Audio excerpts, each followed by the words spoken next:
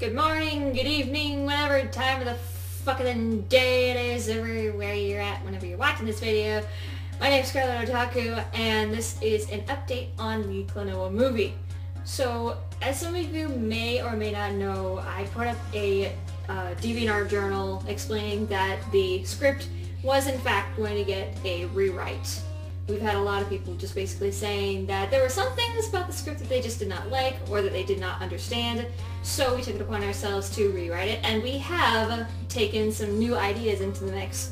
So it's not written just yet, but this is just kind of to bring you up to speed as to what exactly is going to be put into the script and where this story is going to be going as a whole.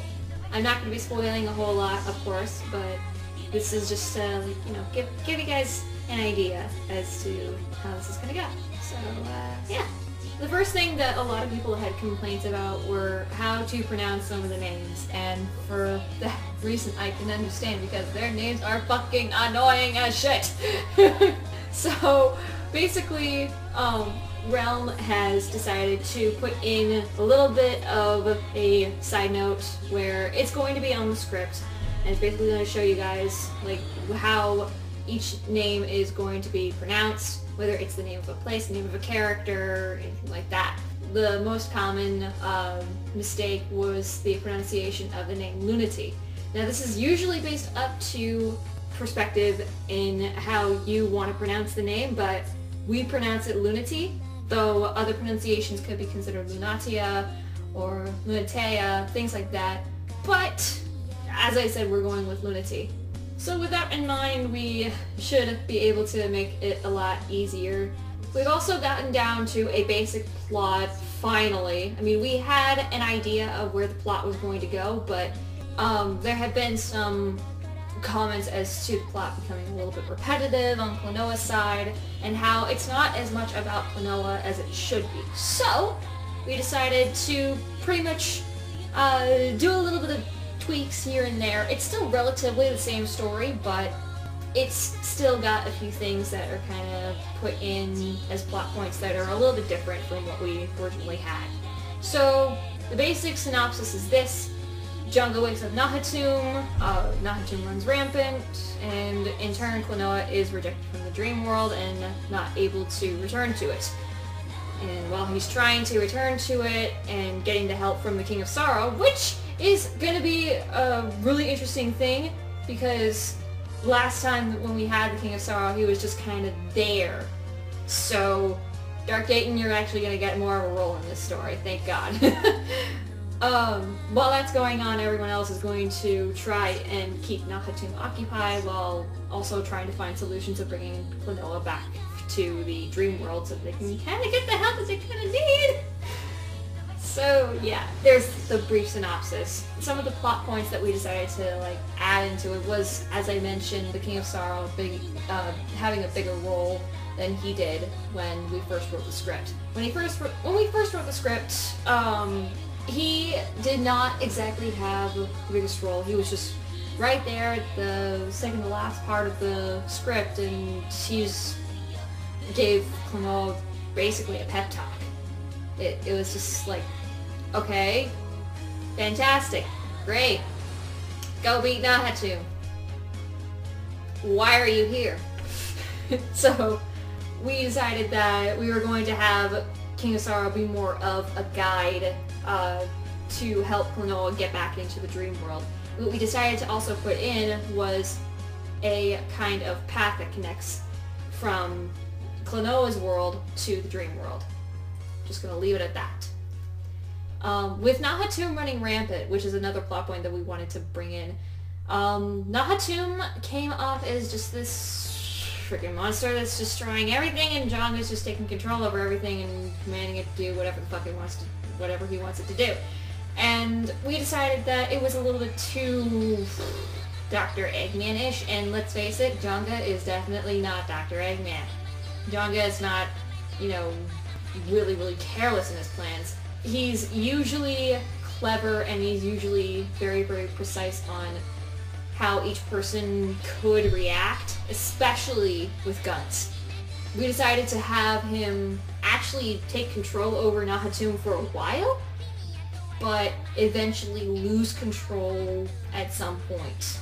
And of course the whole plot point with Guns and Jonga is still relatively the same. Gun still hears about Jonga like releasing Nahatum into the freaking world, and he decides, fuck Nahatum, I'm gonna go after him, and I'm gonna take revenge for my dad. The last plot point that I did want to bring up was also the part of the High Priestess.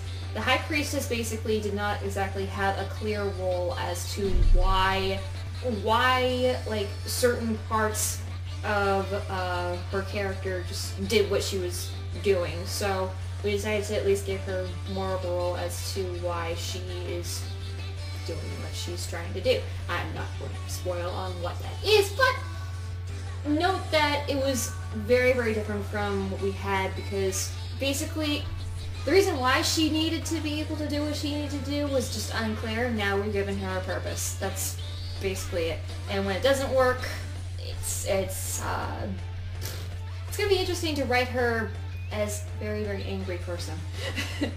Another thing that I really, really wanted to bring up was that we finally have a very clear idea as to what character is supposed to be like. So the thing was that with the last script that we didn't exactly give a clear idea as to which character was who and why they were like the way they were.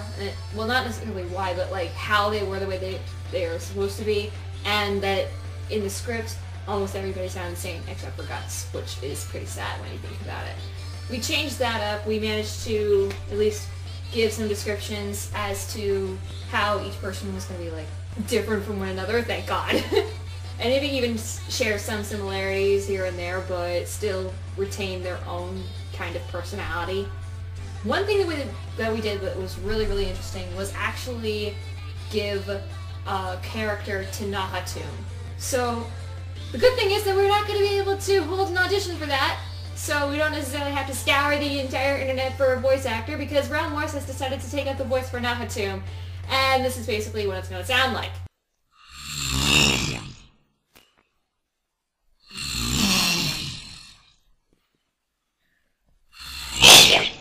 That will be what Nahatum will sound like as a being in and of itself.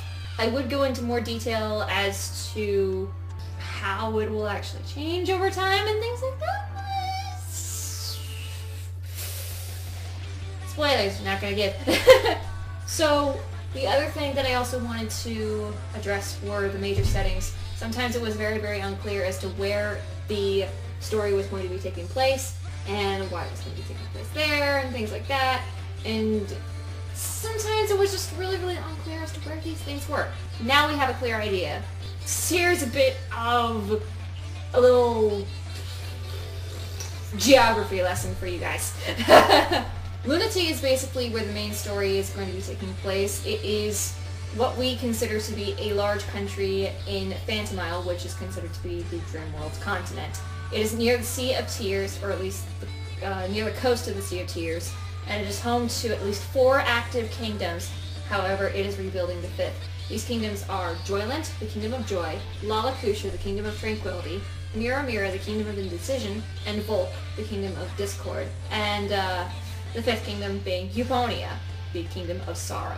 If you want more info on that, either you can look up a playthrough on Klonoa 2, Lunati's Veil, which I highly recommend, or you can just read it up on the wiki as to what kingdom is like, and things like that. I'll leave little things like that in the description right there. The other thing that I also wanted to bring in were 2 things.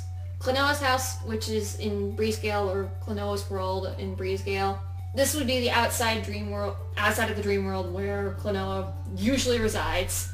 And basically, Klonoa still will be having trouble of like getting to sleep so that he can, get back into the dream world. However, that does not mean that he will ultimately not fall asleep until like the end. He will fall asleep, but when he does, it's going to be really, really difficult for him to get back to where he wants to go. So we're basically not clear on an official title, but this is basically the path that's going to be connecting Klonoa's world to the dream world. And we gave it the name Links to Subconsciousness, but that name may change. If you have a suggestion, feel free to put that in there. So, there's that. I still don't know when the script is going to be completed. We're still working out a couple of kinks, but this is basically what we have so far.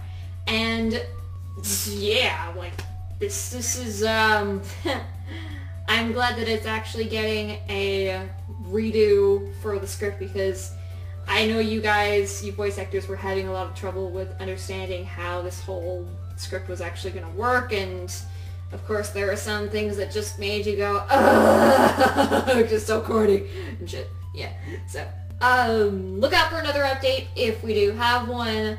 Possibly it'll be a podcast, possibly not, I don't know, but whatever happens, happens, I guess. Yeah, we'll keep you posted, and this is Scarlet Otaku saying sayonara.